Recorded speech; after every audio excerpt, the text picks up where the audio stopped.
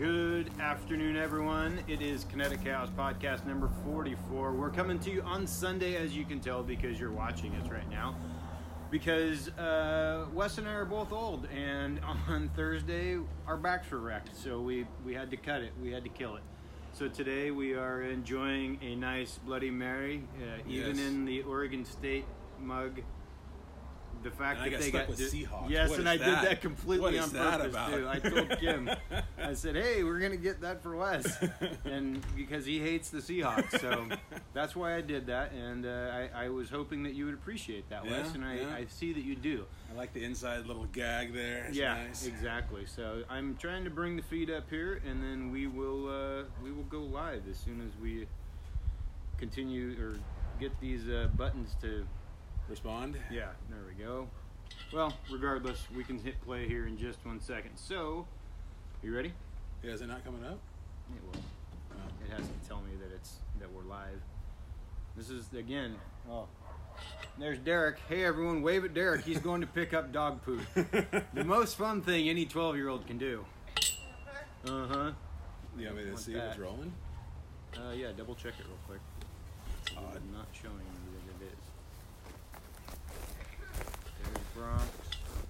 Yeah, it says Wiesman's watching. Wiesman's watching? Yeah, so for some reason it's not showing up on your end. Yeah, we'll get it.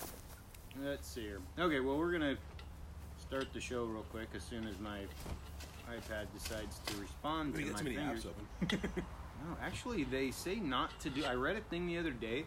They said that with iPads and things like that you shouldn't kill the apps. It's so good at staying dormant that you shouldn't do that. So interesting. Yeah, I thought that was interesting as well. There we are. Hey, ding, ding, ding. Hey, everyone. Wiesman says the camera is blurry. It is. Did you spit on the... Did you clean the lens? No, it is. I can see it. I don't know if it's not doing an HD, if it can't, because we're LP. It should. Should. The camera looks clean. I don't think it's a lens. Oh, see, we're... There we go. Flaky. It's flaky. It's the operator. Could be. Okay, here we go. All right. Steve's on board, too. What's Thanks up, for Steve? joining us, Steve. How we doing? Okay, 3. Good morning, good afternoon, and good evening. This is Kinetic Chaos Podcast number 44. I am your host, Will, joined as always by my good friend, Wes. Right here I am. He is to my left, as always. We are joining you from the above-ground secret bunker this time with Bloody Marys in hand. Bronx has decided to step up and say hi to us. So please forgive us for any stuttering or anything like that. Although this is our first Bloody Mary. one, yep. All those watching, cheers to you. We did just do a little bit of Seahawks logo. Don't cover that up. That's good stuff. See, now Kim cut the celery so long that it feels like it's going to go up. I had to snap off the tree. Oh, see, I'm doing, it's like my, that's good TV right there, folks. But we always keep the Oregon State out, even though we probably, after the showing yesterday, should do that. It wasn't pretty, was it? No, but it was understandable given who they play. I'm surprised they scored that many points. That Oregon State scored that many. Oh, yeah. And actually, they were only down by, 3 or 4 scores going into the fourth quarter, and then they got boat raced. That's a miracle, yeah. I mean, they threw up my old high school number. But I did know that you were conspicuously absent from texting me, shit-talking, because your Bruins didn't do so hot. Well, yeah, I was kind of in the middle of a fantasy... fantasy Lollapalooza. Fantasy football auction league happenings. So don't just call it that. Give it its due. I mean, the leaked picture that you sent me a little while ago from that bunker. Yeah, that's pretty intense. How long or how big is that screen that was up there? That's a 75. That's a 75-inch TV that was completely covered with. I don't know how. Give us a little bit of a background. It's a spreadsheet. Yeah, my dad programs a spreadsheet. Of course he does. To just has basically every single person on offense that's in the NFL coded to the team, and it's almost like if you participate in an online draft, like through Yahoo or ESPN or whatever, somebody calls out a name when it's your turn, and my dad just clicks on the name, boop, and assigns it to that person. And he loaded every single person in the NFL on there. Yeah, I mean we have it. We've been doing this is year number 17 now. We've been doing it for 17 straight years. Wow. And so, obviously, as people retire, we delete them off the list, or if there's new rookies that come in, you add those guys. But from year to year, there's not a whole lot of change because, you know, most players stick around from one year to the next. So you just have to account for retirements and rookies. And rookies, if we got 6 leagues, there's got to be, 200 guys that come into the league each year. 300 with the undrafted and all that. Well, yeah, but we only do, we don't deal with defense. Oh, so we just do team defense. So we don't have to worry about yes. defensive players at all. So it's just offense. Yes, okay. And obviously skill position. We don't do linemen or anything like that. No, okay. So, yeah, that actually, because you were blowing my mind there for a little bit. I was like, wow. So yeah, all running backs, receivers, tight ends, quarterbacks. Yeah, it's still incredible. Yeah. When you sent me that picture, I was highly impressed as with everything that your dad does. But anyway, so today we are joining you on Sunday for a special broadcast. We did give a shout out to everyone on Facebook and explain to them why we are joining you on Sunday. And we didn't join you on Thursday. That's because Wes and I are old and we both had hurt backs. And frankly, it really hurt for me just to sit around or sit up. So I was kind of laid up with a heating pad and all that crap from trying to move my boat by myself because I'm an idiot. But anyway, so let's get into something good that happened to us since the last time we recorded. That was almost a week ago. So what do you got? Yeah.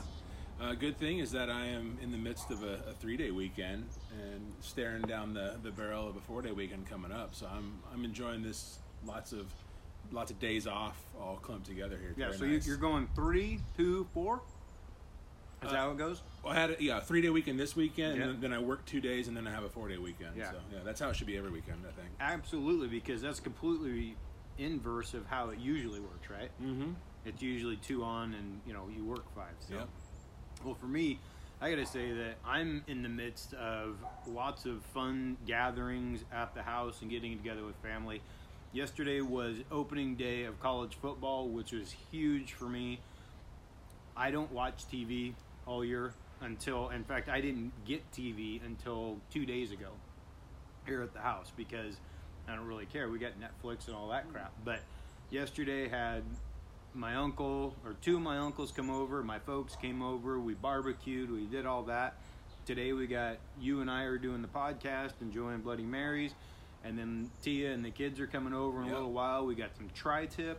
We got twice baked potatoes, corn on the cob, more Bloody Marys, guacamole chips, all kinds of good stuff. So that should be a lot of fun. And we're probably going to be very full. So I'm in the middle of that, and then tomorrow we've got a family picnic in the afternoon. Nice. So having a lot of fun, just spending time with family and that kind of stuff. So let's get into the old get in. I didn't say jump. So You're safe. Yeah. I'm safe for right now. We got a good news story that Disney has decided to pay a hourly workers college tuition, the entire tuition, huh? Well, no, for everybody in the company. Are you? Whoa. All hourly workers. I didn't read that. Yeah. This is a huge deal, and I obviously forgot to write down the dollar figure that this is worth behind all this. But this is in regards to all hourly employees working for Disney, of which there are 80,000 of them eligible for this, and Disney is offered to pay 100% of their college tuition or vocational school tuition. Wow. All hourly workers get free college that work for Disney, basically, is all it boils down to. That could be at any college? Or not? No, it's vocational, I think, obviously you'd have to go on ground with stuff, but there for the actual regular college stuff, there's, I think, 3 or 4 different online universities that they've hooked up with, and so it's going to be all online, so you get to choose like 1 of 3 different schools to do online schooling with. But do you imagine how much this is, not just in pure dollar amount for what the school is going to cost, where I think the big cost is the churn that this is going to cause, because every time somebody graduates, they're probably not going to stick around and serve churros next to the mountain highway or whatever, the Thunder Mountain Railroad. I just can't see that. They've got a degree and they're not going to make $18 an hour probably at Disneyland serving them. Yeah, I agree. With their effective 38% tax rate, so on those churros. So, well, that's. I hadn't heard that. Yeah, that one was stone cold out of the blue for me. Wow, that literally blew my mind a little bit. So that is really cool. I want to see more people or more companies do that, but we know we won't. Yeah, exactly. Well, we got the hot sheet here. This one I think Wes has been excited to talk about for a little bit. Look, he's already shaking his head. That's like you can't even contain your excitement. No, So yeah. The FBI has reportedly leaked info as a means to obtain FISA warrants, or FISA warrants. Go ahead. You just are aching to get after this. FISA being Foreign Intelligence Surveillance Act, and that allows basically for the domestic spying of people who you think are, up to no good in our country, via wiretaps and all that kind of stuff. Yeah. So now what's come down is just incredible, but again, it's not surprising given the fact that it's the government. Right. The chairman, one of the high-ranking officials of the House Freedom Caucus, who's a long-standing member of Congress, he said that he's got info that's stating that the FBI, developed all this information. Some of it may be kind of hokey, yeah. And they would in turn then leak that info to the newspaper. Really? And the newspaper would write a story about it and publish it. And then the FBI would take the story that they published to a judge saying, hey, look what the media is reporting on. We need to go get a warrant to investigate this. That is a crock of baloney. That is insane. But they continue to beat their own insanity. Yep. I mean, after we saw what we were talking about last week with all the emails that they never went through. Yeah. And this week I think that actually may be worse than because the Clinton email thing, that was one, it wasn't just one person, but it was a few. This is huge. Yeah, and of course the FBI has issued a statement denying it and saying it's not true, but I think there's probably some truth behind it. I wouldn't put this past the FBI pulling some garbage like this. Well, no, so. and that is going to be something that we're going to have to keep an eye on to see how it ends up turning out. Yeah. But that is incredible. They're leaking their own info to the press in order for the press to write a story so they can use that story to take it to a judge to get a warrant. And everyone wins, though, because the FBI gets what they want. The Washington Post, I'm sure that's who gets it. They get to dump a story. Exactly. Yeah. And it's kind of like the old payola thing with radio. It's like, hey, you give me this, and then I'll play your stories, and then you win because more people will buy your records. Yeah, just ridiculous. That is crazy. Number. Whoa, we didn't change the numbers there. And we're going with an abbreviated, accelerated episode. Accelerated episode, but we didn't change the numbers, and I am kind of Ron Burgundy when I've got a Bloody Mary in my hand, and I'll read anything that you put in front of me. On the prompter? Yeah, exactly. Yeah. So number 2 here, OHSU has decided to suspend their heart transplant program, and I saw this. It came down, Thursday? I think so. Wednesday? Yeah. That's sad, but because it's the only one in the area. Exactly right, That's the big deal. Is that this is Oregon Health Sciences University in Portland, and as Will said, they are the only ones in the state of Oregon that perform heart transplants. So if you need a transplant in this area, this is where you have to go. And they announced that they have suspended their program for 2 weeks because 3 team members left. And since this story broke originally, like you said, 3-4 days ago. Since the story broke, a 4th team member has now left. Do we know why? And then there was no reason. I think it's 2 surgeons and 2 support staff kind of thing. So a total of 4 people have left, and they have not given any reason for the departures at all. But now they're obviously way short-staffed, and they can't perform these transplants until they figure out how to hire some more people on. Do we know where they went? No, that was not reported on either. It was which is kind of fishy because. The fact that they didn't give a reason for why there was this mass exodus is, I wonder, obviously there's got to be something going on behind the scenes that we're not hearing about. Oh, big time. And I've, because of my experience in dealing with the transplant that my mom had, she had a double lung transplant. And come on over, you guys. It's all La Familia. Come on in. Bronx. Hey, come here, Bronx. Hey. Come here, bub. We got early guests coming in. Yes, we got guests. Come on. Come here, guys. Hey, sorry to interrupt everyone. Tia and the kids just showed up. Come on, honey. There she goes. Right over there. Alton, come here, Bronx. We'll see what's going on. Anyway, now we're back to our regularly scheduled program. No, with my mom up at the University of Washington, I mean, when you're part of a transplant, you are like a big family. And it is, I find it hard to believe that somebody would just bail on something like that because the people that my mom still deal with to this day, she had it back in 2015. I mean, it's like Cheers when you go up there, and when you talk to the doctors and the nurses, the doctors are the ones that make the big decisions, but they put so much trust in those nurses and all the support staff. I can actually see them leaving together because once they build that rapport, right. I mean, they know each other, and that's how you make things work better for something like that. So that's pretty crazy, and I'll bet you there is going to be something that comes out. Yeah, it's got to be more to the story, that's for sure.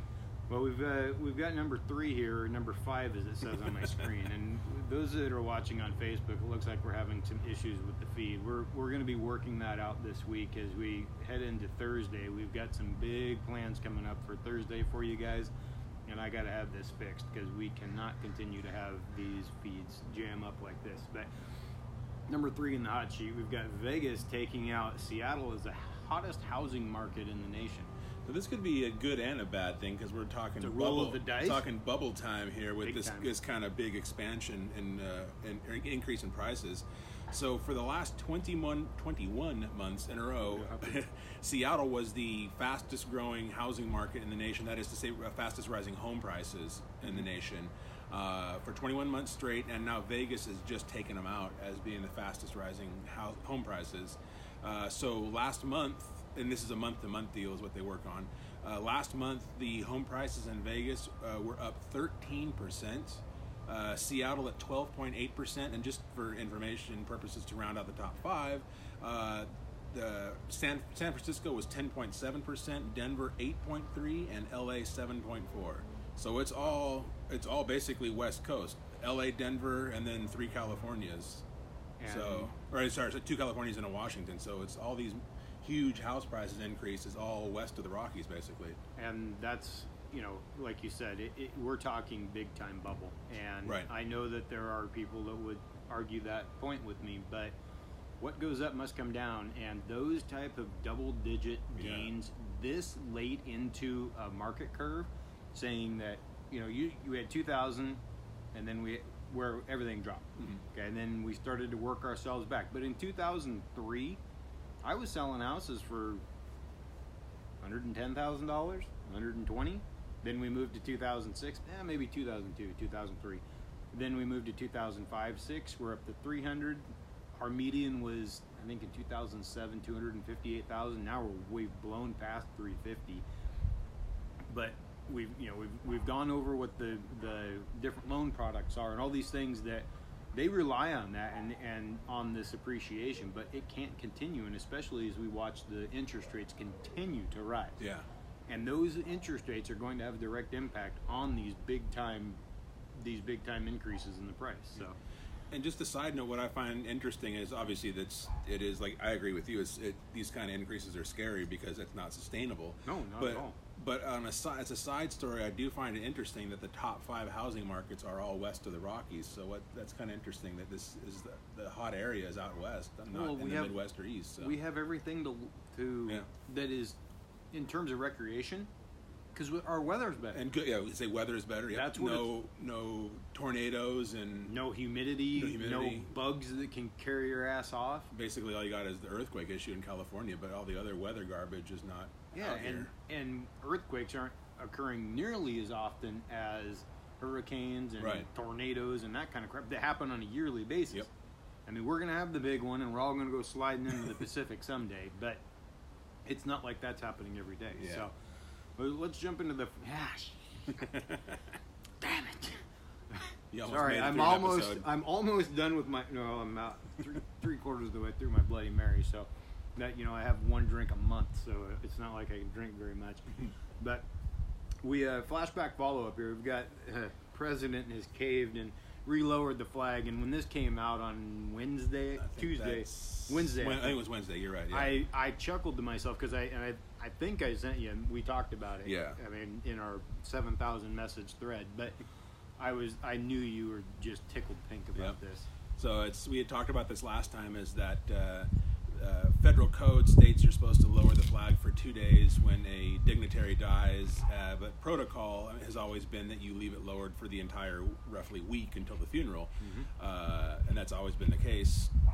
unwritten rule. However, with McCain passing, the White House, Trump ordered the White House flag lowered, and all the other buildings lowered. And but after 2 days, he ordered the White House flag back up, and everything else stayed at half staff.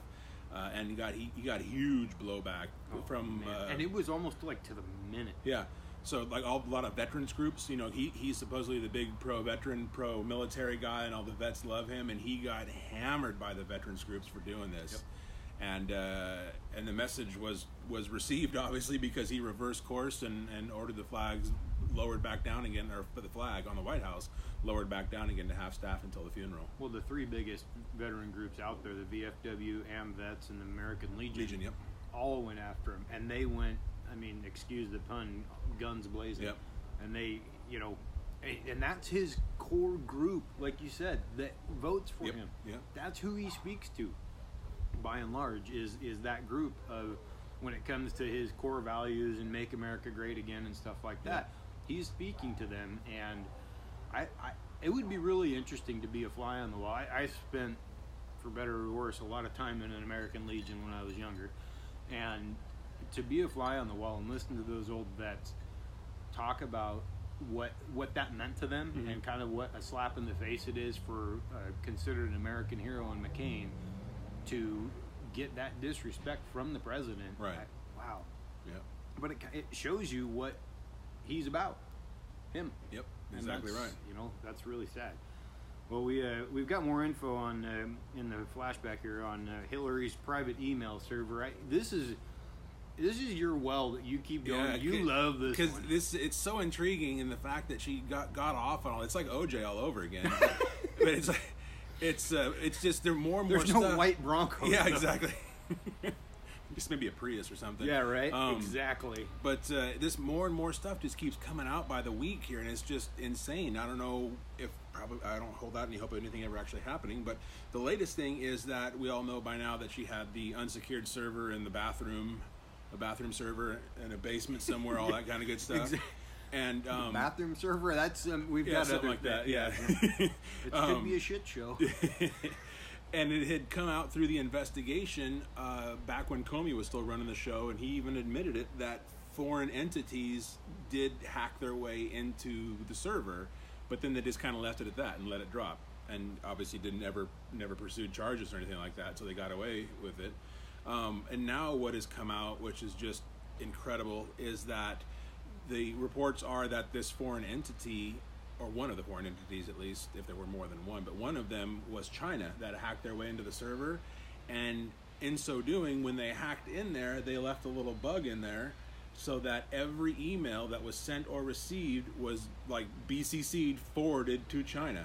Wow. So all these thousands and thousands of emails that passed through this unsecured server, China got their hands on, because it was getting forwarded to them instantly. Yeah, they were seeing it real time. Yeah, and it was basically just, like you said, creating a digital copy that dropped off to them. Yep. And it's a very small piece of code. It kind of goes back to when we use Stuxnet to go after the Iranian nuclear program.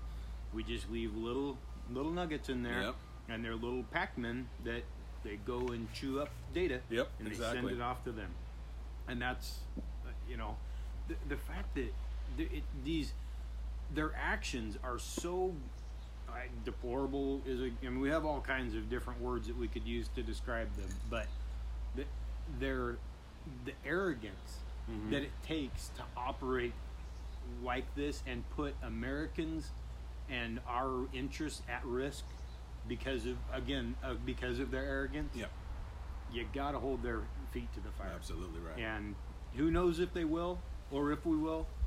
But I hope so at some point. You're absolutely right. Well, again, the heavy lifting's out of the way. Yeah. It's time to start the freestyle. Wes is going to come hard like he always does, and it's actually going to be easy this week. I got a couple of fun top threes. I like it. You know, we're gonna save. I had a harder hitting one, but we're going to save it for our special episode this coming Thursday when my cousin joins us, and we're going to do like a little round table. podcast, and I'm going to throw this one out then because he'll like to weigh in on it too. It'll be more fun to have a three-way discussion on that one. So I'll hold off on the more serious one for Thursday, and I'll come with two fun ones instead. Sounds good. And I'm going to do a little joint crunch time of just you and I giving a little bit of a rundown on what we're going to do on Thursday. That's what I was going to use for that. So what do you got for me? What's our first top three? From your childhood. So I would say, give me an age range. I would say 4 or 5 years old through middle-ish school, somewhere in there. Okay. Your top 3 cartoons. Oh, Saturday morning or after school or whatever. This was first and foremost. That's when kids sat down and had an appreciation for cartoons and that time to sit and watch TV. Now we got screens and crap in front of them all the time, and I'm not going to use this as some way to rail on that. But it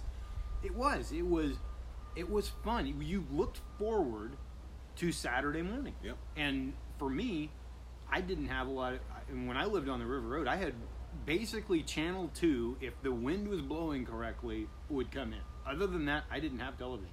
Because we didn't have cable out there. And I moved out there when I was in 8th grade, so I was a little bit younger, or a little bit older than what you're talking about. Mm-hmm. Okay, so I'll quit my BS here. Number 3... I know what my number 1 is, far and away. Number 3, let's see here. I wasn't into any of the goofy ones. I like the old school, and I keep going to what my number 1's going to be. He-Man. Oh man, yeah! Wow, I forgot about that. Oh yeah, you got to go. The Masters of the Universe. Yep. Thank you, brain. You finally came through. Yep. No, He-Man. I definitely watched that a lot. I forgot about that one. It was absolutely one of my favorites. Yep, Love He-Man. What do you got? Number 3 for me is the Jetsons. Yeah. Love that. The old Hanna-Barbera stuff. Yep. But yeah, Jetsons, I was always just intrigued by the whole futuristic aspect of, flying cars, and which is probably why I like Back to the Future so much. Mm-hmm. But I don't know, just the whole futuristic stuff has always been which is also kind of odd because I'm not a sci-fi movie fan. Really? So yeah, that really blows me away. So it is because you always make fun of me for my Star Wars, right? Because Exactly. I'm a total geek. And I don't like that. So it doesn't make sense. I don't know. I can't explain why, but it doesn't make sense. Okay, hold on. Do you like the Lord of the Rings? And I'm sure we've talked about this. Never seen it. Okay, good. Well, at least we agree on that, because there's one part in the second Lord of the Rings where this really awesome villain comes in and starts killing people, and that's awesome. The rest of it, couldn't care less about it. Okay, number 2. Oh, that's easy. Transformers. Yeah, all day long, because there's more than meets the eye. Yeah, okay? yeah. And GoBots was right there. Do you remember GoBots? Yes. Loved GoBots. Okay, but Transformers was the OG, the original one, and I gotta say that was one of my favorites. So, yeah, Transformers is easily my number 2. Yep. Number 2 for me, G.I. Joe. Yeah, the Great American Hero. Yes, that was. See, now that was a constant every. We could go top 10 on this. Yes. Yep. Top 3 is really hard to knuckle down on, but G.I. Joe was. Now, have you watched the G.I. Joe PSAs? No. Oh my! No. You are. I am going to post this in the show notes, the YouTube link to the G.I. Joe PSA. So what it is they took a G.I. Joe episode from 1985. And they dubbed it. Oh, okay. And it is absolutely hilarious. One time I was working at a place, and good buddy Nate Ballholm, he showed me this. I literally blew 30 hours of company time watching this shit over and over and over again. If Weisman, if you're watching, you know exactly what I'm talking about. It is incredible how funny these things are. Okay, I'll check it out. I will put that up there. So my number 1, Wile E. Coyote, baby. Wow, yeah. I loved Warner Brothers, but it was all about Roadrunner and Wile E. Coyote. Yeah. And people would call me, when I was younger, my name was Willie, and so people would call me Wile. Yeah. But I loved just the simplistic nature of the Roadrunner and Wile E. Coyote. I absolutely love that, and to this day I'll still watch it. Yeah. I love when the old school stuff comes on. Oh yeah, and I don't see it that often, but it's just I enjoyed that part of it, because I had Transformers, and you're talking about G.I. Joes and all that stuff for all that cool and stuff. But yeah, I always got a kick out of that. Yeah. Number 1 for me is the Flintstones. Love that. So same kind of thing with the Jetsons. It's the same production company, obviously. But I don't know why. I just got latched onto that, and I was just obsessed with the Flintstones. So much so that my mother-in-law, 2 Christmases ago, got me the full box set. Oh, really? All the Flintstone episodes for Christmas. See, so I've got it on DVD now. It's ridiculous. It's like 20-something DVDs. Is it really? Yeah, because I don't know how many, dozen years that it was on. Oh, yeah, it was on for a lot. Yeah. This is a miniature holy shit fact of the day. Did you know that there were only 2 seasons of He-Man? Oh, I did not know that. It feels like there were many seasons because we were younger, but I actually bought it. Wow. I bought it, and there were only 2 seasons of He-Man. And were you a fan of She-Ra? Not so much. Yeah, me neither. No. Couldn't get down. I mean, it was all right. Now, when they got together, Skeletor was probably the best part of it because he was hilarious. Yeah. He was absolutely hilarious, and as an adult now, when I watch it, it's that subversive humor that as a kid you don't get. Yeah, right.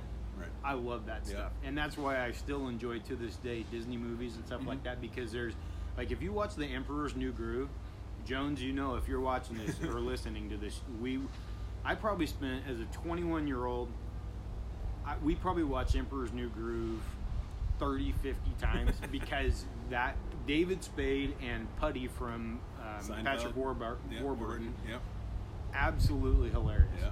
I can't. That's a really good one. Good job. All right. I got to give you props on that one.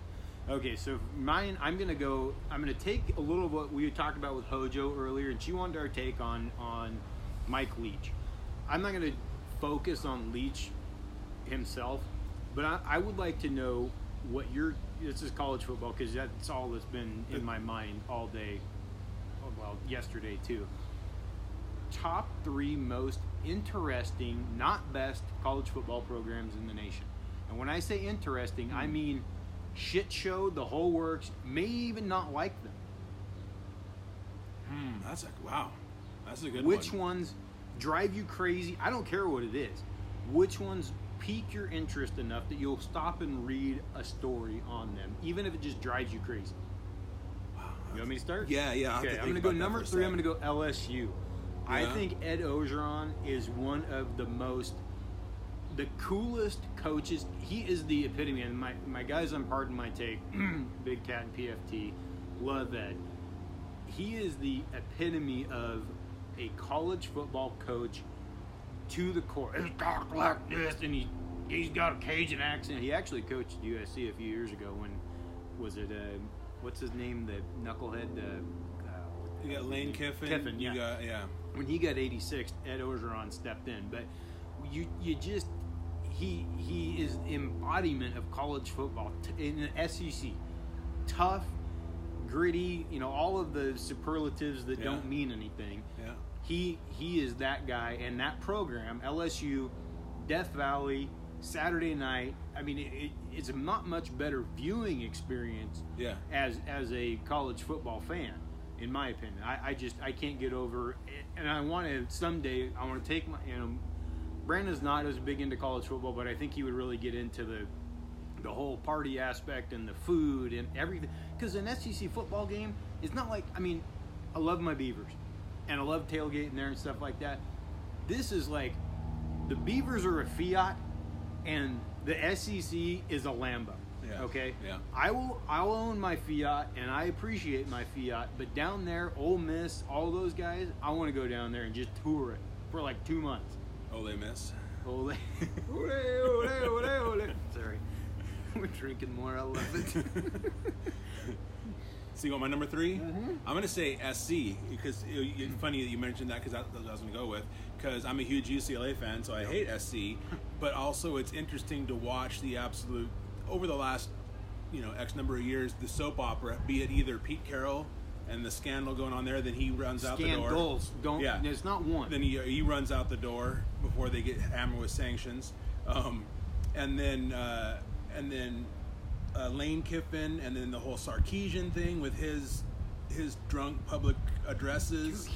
Sarkisian is just he is a hot mess. He pissed away the Washington job. Yep. How do you do? And Washington is the better for it, though. Yeah. Absolutely. Oh yeah. But how do you do that? how does that happen? How do you let alcohol? Yeah.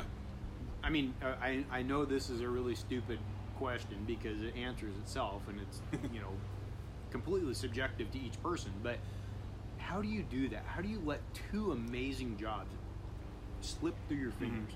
And why would you leave SC for Washington? Yeah. Why would you do that? Yeah. I don't know. But yeah, SC is kind of the whole soap opera kind of aspect that's been going on there, in the last 10 years, whatever, 10, 15 years. Absolutely. And I'm going to say this for the other two. I'm not going to bring the Ducks into it and my hatred of them and all of that, because I really don't hate them that much. I mean, both my dad and my grandfather, my family went to school there. Most of them graduated from Oregon State, but it really isn't that interesting a program because it has a lot of money, and that doesn't generate interest to me. I think when Chip Kelly was there, he was such an enigma that he brought more interest to it. But for me, Michigan, number 2. I have a disdain for Jim Harbaugh that runs so you don't like deep. his Walmart khakis? I don't. He is so fake, all the way down to his Woody Hayes, or not Woody Hayes, Bo Schembechler, busted ass glass. No, is it Woody Hayes? No, who the hell? No, it was. Man, wore those dumbass glasses that he right. wears. It is have your own gig. Yeah, exactly. Have your own style.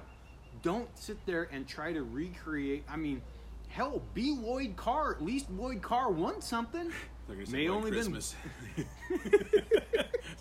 Sorry. Why are you gonna throw me off? But I just, and he's not brought the goods. John Harbaugh, guess what he's got? The bling. Yep.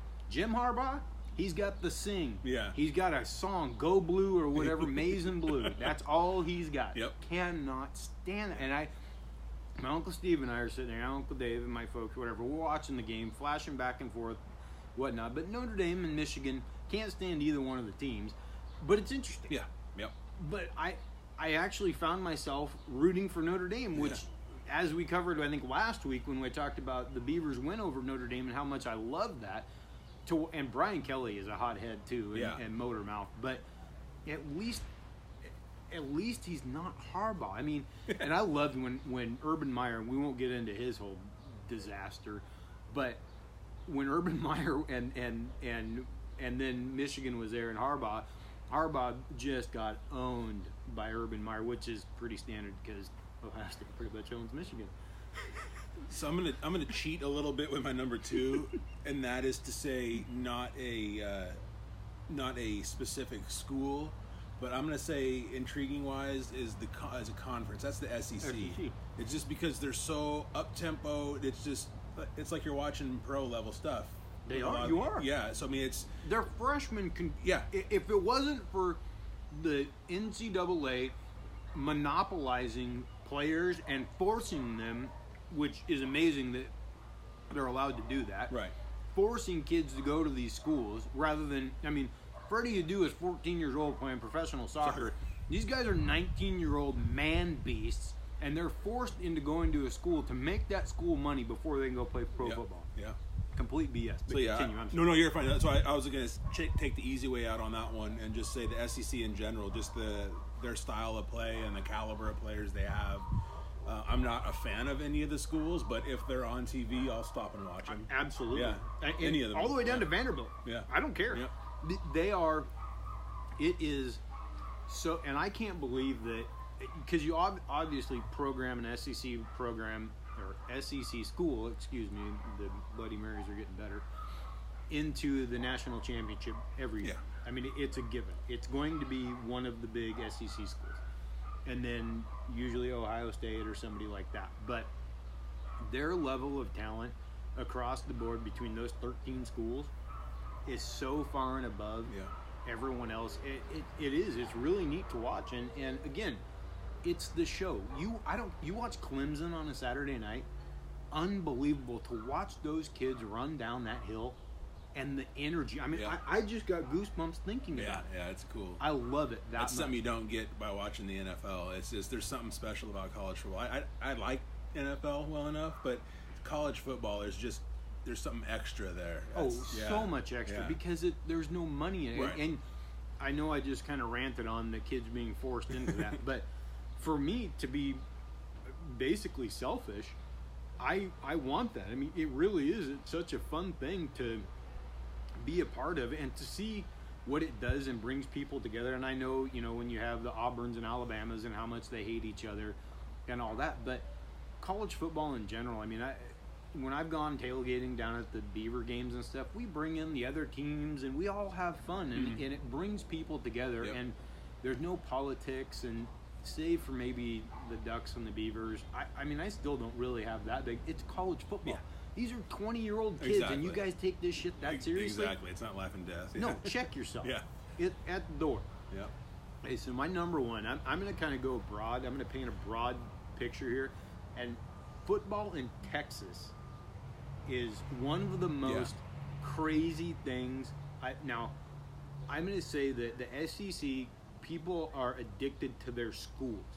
In Texas, they are addicted to football. Period. Yeah. And they will put, I mean, that movie Friday Night Lights, but what's the one that we had in high school with the goofy kids and the kid was shot up, he had to put cortisone in his knee and all that stuff, and the girl had the whipped cream bikini and all that crap. What the hell was the name of that? It was, anyway, but you have high schools that have stadiums that are bigger than colleges. Yep. That's crazy. 25,000 people. The energy, the time, the love, the life and death. I mean, we're talking about having some levity. It all goes out the window. It's beef and football down there. That's about it. Let's not even talk about the Cowboys. See what my number one? Yep. I'm going to kind of cheat again and do a little broad brush. Is that, and you can call me old school or get off my lawn, old man kind of thing. But I really like the programs, and the reason it came to the top of my head is that I watched BYU and somebody who's at Arizona. Somebody last night. You all right over there? Yeah, no, you said BYU. Sorry, I can't stand it for a minute. It was Arizona. Okay, yeah, but the program like a BYU or like a Notre Dame or a Penn State, the old school traditional stuff, where when you score a touchdown, you hand the ball to the ref. Yep. No spiking the ball, no garbage, just straight up old school football. I really appreciate that aspect, and it's kind of a lost art because you don't see that much anymore. And so I kind of like seeing that old school throwback kind of a deal. And I'm on the fence on that. And the reason I say that is that and we've talked about this. There's like a level that I think that is acceptable to me, and it's not. I think when we were talking about it, I want inclusion for the team. A running back scoring a touchdown is not about that running back. It is about the lineman, the tight end, the quarterback, all of those things. Those 11 men come together, or 10 other people, and that person that scored. Yeah. So I don't want the guy sits in the middle and does the machine gun with the ball and that BS. But you guys want to do, everyone does a high five and then spikes the ball. I don't have a problem with that. That's fine, yeah. Like I said, I don't want the orchestrated BS where it takes 30 seconds. Everybody's dancing, yeah. Yeah, I think that you're upstaging everything. Yeah. But I don't have a problem with I do appreciate the Barry Sanders aspect of it, though, which is, hey, I've been there. Yep, exactly. That's what I like. No big deal. This is what I'm supposed to do. Exactly. Just another day at the office. But what I'm really coming from is I'm trying to put myself in their shoes. Yeah. And I know that and maybe it's because I'm an old fat lineman, but if I scored a touchdown, it would be one of the crowning achievements of my life. And I don't know that I could contain myself enough just to walk up to the ref and hand him the ball. Now, if I was Barry Sanders and it was something that, like, howdy ho, here we go, I scored another touchdown. Yeah. That's one thing. Yeah. But if you're only scoring maybe 5 in a season, I would get pretty excited about it. I mean, I know myself. I would be just jacked up that I did it. So I can't fault them too much on that.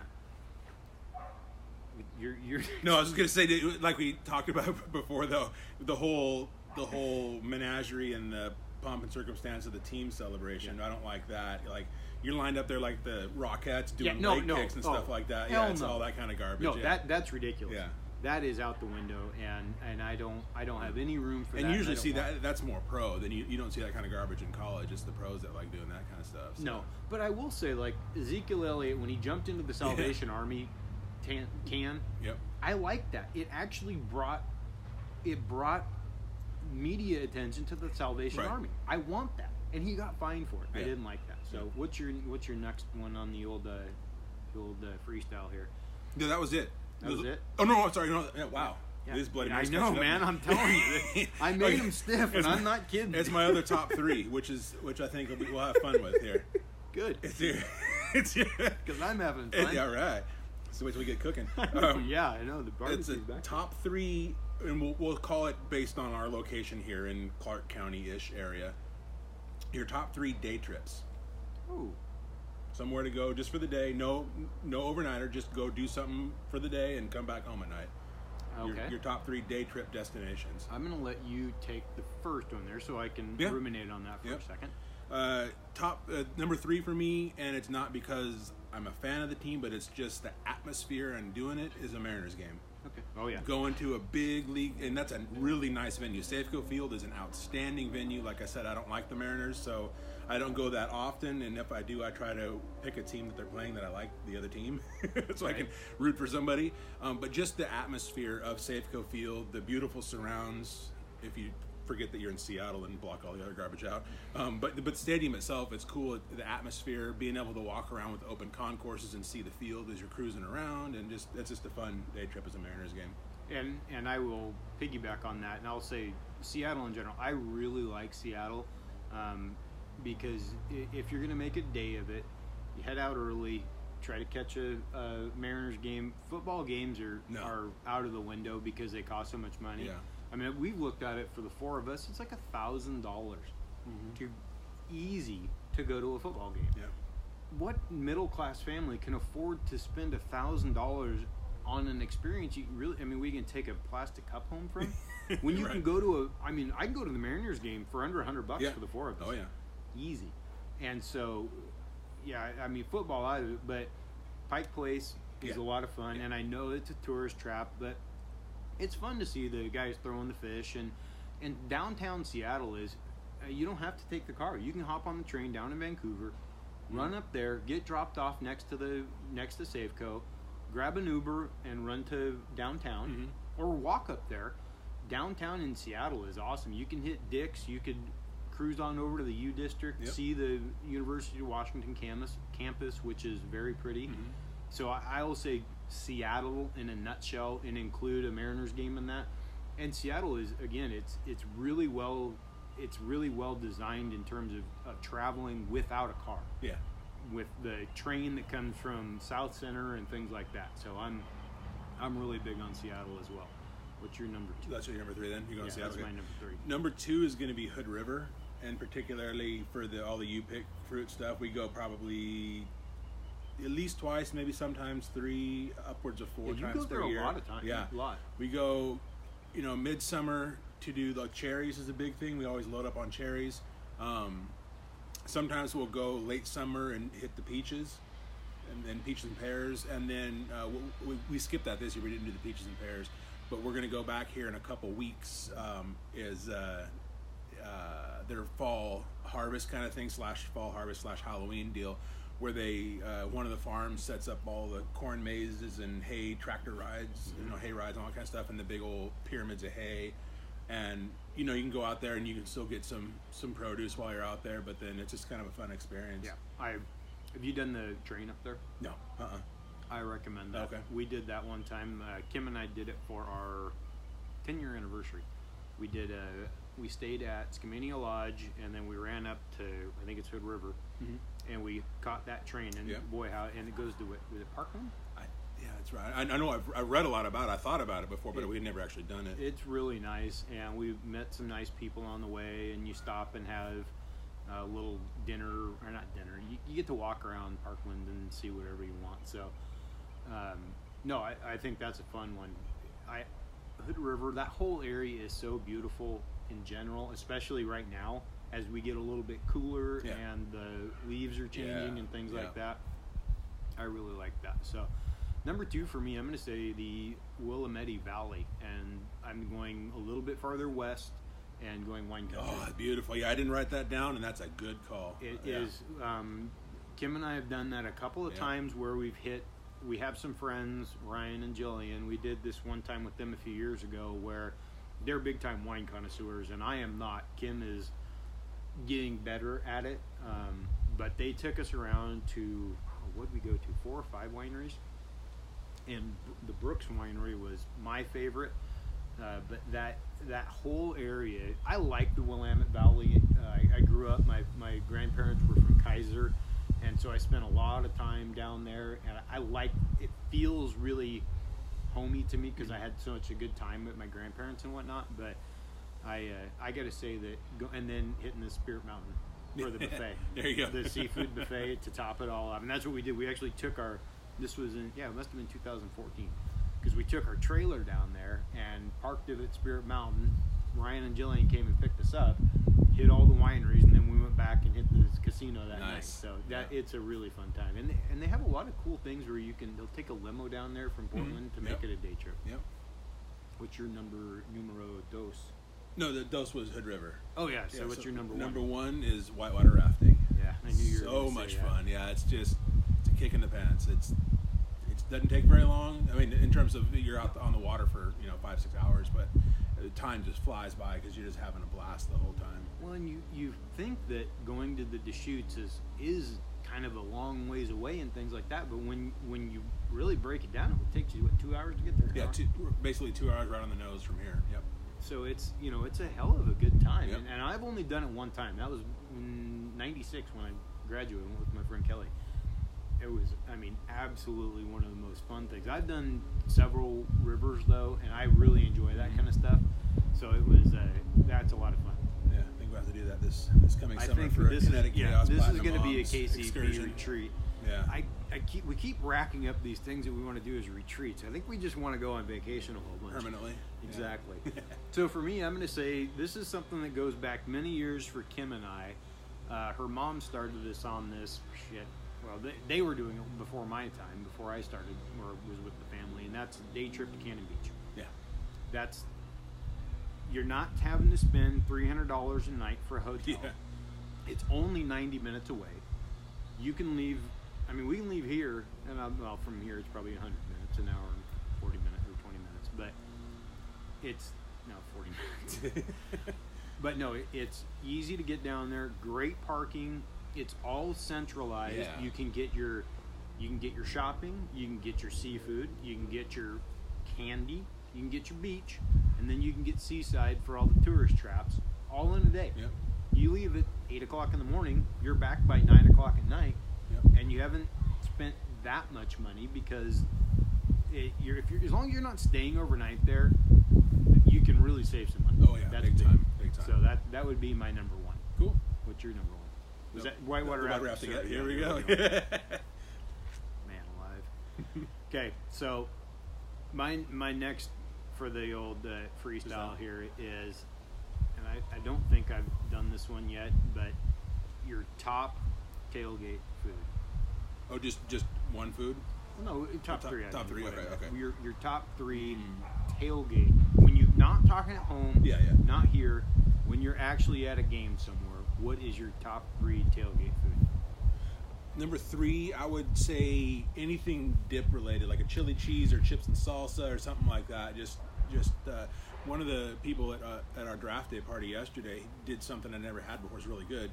It was in a little crock pot. It was like Velveeta and Rotel, the chilies and tomato stuff. Oh yeah, that's old school. And sausage. Ooh, now that's a twist. Never had that before. It's really good. And just use like Fritos or tortilla chips in there. I have not heard of but sausage. The sausage was a new twist for me, and it was really good. Yeah. So, that kind of blows my mind. I want to try I know. Yeah. So I'm going chili cheese dip. Yeah. And the reason I bring this one up is because yesterday we had a little shindig here, and we already went over that. But chili cheese dip is one of those things that I don't know why, and it is not good for you. And we have it like 4 times a year. Okay, so it's not something that I make a regular part of my diet. Yeah. It is so good though when it hits your lips, and usually what I'll do is if I have my hot sauce, and don't flame me, everyone, because I haven't made hot sauce in a while, but I'll do about a quarter cup of my hot sauce, some pickled jalapenos, Nallies, one thick, one regular chili, and a log of Velveeta. Unbelievable. And yesterday I went down and got Los Dos double, 2 bags, one for each of you, of chips, and we just crushed it. That's one. So I'm gonna stick with you and go dips on that. Yeah. Absolutely one of my favorites. Number 2 for me is not exactly a food, I guess, but ice cold beer. Just like beer, where when you drink it, it burns because it's so cold. Oh, and you have to have it on ice. Oh man, you get pluck it right out of the cooler, and the icy water, it in the hurts cooler. your fingers. Yep, exactly. It's that cold. Yeah, that's the good stuff. Yeah. I have my beer fridge in the shop there. It's, I think, right at like 32.5 degrees because there's actually ice crystals in it. So I think that after the show we should have one. Yeah, right. But no, that's a good one. Yeah. I love that. For me, number 2, I'm gonna go sausage. I think it's just one of those things that when you're at a tailgate, there's nothing better than a nice big bratwurst with some onions, sautéed and fresh, because you gotta have the crunch of the fresh. It's so good. It's so good. I got a nice big, and not Johnsonville's, none of that. I want some legit stuff from like Zenner's or something like that. It's funny you mentioned that because that's my number 1. Yeah. Oh, you skip number 2? No, it was the beer. Oh yeah, sorry. It gets better and better, kids. Number 2 is beer. Number 1 is brats, and like with like the big Kaiser roll, hoagie roll with a brat in there, and loaded up with the onions. Just go nuts on the onions. Yeah. Well, so do you like the both types? I mean, in terms of fresh and sauteed? Yeah. So I mean, if you want to kill 2 birds with one stone, you can just kind of like saute them halfway. That way, you still got a little bit of the crispness in there, but you got a little caramelization factor too. Absolutely. But yeah, brats, hands down number 1 for me. Okay. Well, see, for me, I got to go legit barbecue, and I'm gonna go SEC style with this pulled pork. Yeah. In fact, I'm going to try to get us to go down for KCP to maybe broadcast from a game, Oregon State. Oh, they're like Alabama or something. Well, no, we're not there yet, kids. Like, we're working on some things, okay? We're not to that point yet. We don't have the bankroll for that yet. But I'd really like to go down to an Oregon State That'd game. Be awesome. Yep. Because I take the trailer down and I bring the smoker, and it is absolutely incredible to have the barbecue. And I do tri-tip, we do ABTs, and ABTs are atomic buffalo turds, which, for if you don't know, that is a bacon wrapped jalapeno that's been stuffed with we use Frank's Red Hot and cream cheese when we do it. That's an all-timer. But I'm talking about like when it comes, because you can put the pulled pork on your brat, the pulled pork on itself or by itself with the coleslaw. I don't know. It just it ups the game of the tailgate. So I want to put together a tailgate. We got to look at the schedule and find a game. We need to get that on the docket for 2020 when UCLA is up in Corvallis. Well, that's I'm talking about 2018. I'm talking about next month. We need to get down on this. I'll buy us tickets and we'll go down there because we stay at the Benton County Fairgrounds. We take because you have to rent 2 nights though. You have to stay there 2 nights. So we got to go down Friday. Okay. You guys come down Saturday if you don't want to come down, whatever. But we've done it before, and it is such a kick in the pants. And then the last time we did it, they had a bonfire so big, it was like 25 degrees. I was keeping the ice outside of the cooler, and it was frozen. And then they had the bonfire. They were throwing full picnic tables on it, and we were standing back like 15 feet. Yeah, it was awesome. So. So that's what we're gonna say, and I've completely lost track of everything now. It's the Bloody Marys are rolling, and we're just having a good Sunday afternoon. Absolutely. Here. So our little crunch time here is just gonna be a peak. Oh, go ahead. Well, I got a bonus. He's waving it. You bonus HSF to throw in there. Nice. That I found out courtesy of my folks who went back east, went to Florida to visit my brother and his family, and then took a little detour on the way home and went through St. Louis and caught a Cardinals game on the way home. That's hard to believe. And a little factoid for you for the HSF regarding the Cardinals is it was really cool. It was a night game, of course, so 7 p.m. Central Time, local time. So at 9:30 in the morning, my parents took a tour of Busch Stadium. They bought tickets and took a full-blown tour and got to go in the dugouts, press box, the whole banana. The whole banana. So when they're walking around the warning track and behind the plate, the tour guide pointed out, and all the baseball parks have them. It's the primo seats right behind the plate. Yeah. Those are the cushy ones, and they've got their own private lounge and all that kind of stuff. The Yankees charge like $10,000 for them. Yeah. So this is the factoid for you.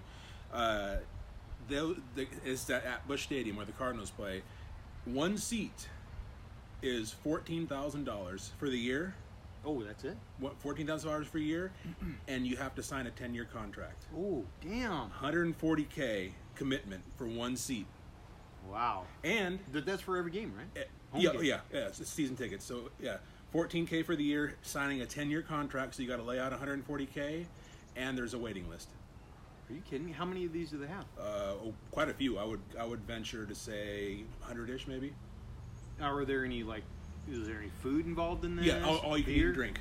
Okay, well, sign me up. I'm there. Yeah. I'm moving to St. Louis. Good to know you, everyone. Yeah, it's open bar, buffet, the whole banana, every game. Wow. So, you don't have to bring any money with you to the stadium because it's all paid for. For a company, though? And that's what the tour guide said. He said, like, the vast, vast majority of the seats are purchased by corporations, and they give them out to their employees. Well, yeah, and I mean, you got 82 games. Yep. Or 81. 81, games. Right. 81 games. That's actually not that bad of a deal. $14,000 for 81 games. And it wasn't all inclusive. Right, and the $14,000 wasn't too bad because I know I've heard the stories about the Yankee Stadium kind of stuff too. But what really struck me is the 10-year contract. Yeah, it's pretty huge. It is, and that's a hell of a commitment. But $140,000 to, let's say, Anheuser-Busch, or somebody, whatever, isn't that big of a for your return on happiness for employees or as a write-off for clients. Yeah, not that expensive. Yeah. And it would be a heck of a lot of fun. Yeah, absolutely. Something to shoot for. We got the Portland Pickles here for maybe it's $140 for a 10-year contract, and you get a Sprite every fourth game. That's what you get here. But the Portland Pickles. I still can't believe that's the name of. That's great. Baseball game. So we got coming up here Thursday. Give you guys a little sneak peek here as we try to pull ourselves together for a couple minutes. We've got Wes's cousin is coming up who has a wonderful podcast down in California called California Streamin'. He's going to be up here on Thursday. So we're going to gather here at the secret underground bunker. Secret underground bunker. We're going to have some food. We're going to record 4 shows? Yeah, he and I are going to do a special one-off episode comparing, because he's from California, so we're going to compare kind of the state of the state, that so to speak, of Washington versus California and our economic comparisons and population. Just give you the whole rundown of some factoids between the two states and how they compare and contrast versus both demographically and politically and all that kind of stuff. And then we're going to record our usual Thursday episode like we're doing now with the freestyle, all that kind of stuff, and my cousin will join us for that. And then I think we're going to throw a cooking one in there too while we're at it. We are going to have that. We're going to do some ribs. We're going to bring some brats in. Yeah. What else are we doing? I don't know. We're going to figure that out. We got to finalize the menu still. After we record today, I know that we're going to do the ribs though. Okay. Because I ordered my new barbecue. I didn't tell you that. Oh, it will be delivered. Did I tell you that? You said you were thinking about it. But no, I ordered it. Okay. I ordered it yesterday. I got free assembly and free delivery. It's going to be here Tuesday. So we're going to be rolling on a new Oklahoma Joe. So yeah, we got that coming in. We're going to do ribs. Who knows what else is going to be on tap for that? Maybe ABTs, because I haven't had those in a while. Yeah, there we go. We'll see how that goes. But we're going to have that. Is there a chance we could con your dad into coming over? And we can see, because we already talked about, though. He's got a bunch of stuff going on with your aunt. Yeah, because my aunt's coming up with my cousin, so they'll probably hang out and do their own thing. So well, yeah, I want to try to get him on. We've got your cousin coming on, and we can preface the tech too. But I want to get your dad on as well, because that's going to drop in a couple of weeks, right? They're going to try to record pretty soon. They're going to record when he's up here Wednesday night. So the day before we come over here, they will have canned their first Tech 2 episode, and then we can even drop it on this coming Thursday. That sounds like a plan to me. And another side note, Kinetic Kids was supposed to come out last Monday. Had a little issue with the name Kinetic Kids, so we had to change it. It is going to be known as KCP Kids now, because evidently I wasn't the first one to come up with Kinetic Kids, and about 15 other people have. So I went to register the show, and you get one shot at registering what's called a show slug with our host, and you can't change it after that. So we kind of had to pump the brakes. The show's still in the can, and it's ready to rock and roll. That will drop tomorrow. And do you want to drop this Tuesday or tomorrow? We'll drop this tomorrow. Okay. Labor Day special. Yeah, we're doing the heavy lifting the day before. But anyway, I think we've had enough. I think we're ready for another Bloody Mary or that cold beer. Ice cold beer. Ice cold beer. My son wants to get to pressure washing. He's been patiently waiting in the shop cleaning the gaskets off of his headers or off his valve covers. So Brandon wants to get to that, and I know the kids want to get out and have fun with the dog and whatnot. So with that, this has been Kinetic Chaos Podcast number 44. We appreciate you guys sticking with us as we each had one Bloody Mary and completely have lost the train at the end of the show. So come off the tracks. Exactly. You got anything else? I got nothing. Thank you, guys. We will talk to you soon. See you in a few days. We gone. That's Facebook. Hey, Mr. Estes, Cody, I'm glad you guys are having fun on the Thanks for sticking with us here. Thank you for sticking with us. Looks like we're frozen right now. I don't know if we are or not, but appreciate you guys watching. With that, we are going to say adios. See you later. We'll see you Thursday. That was so awesome. So awesome. The funny thing is that we ran longer than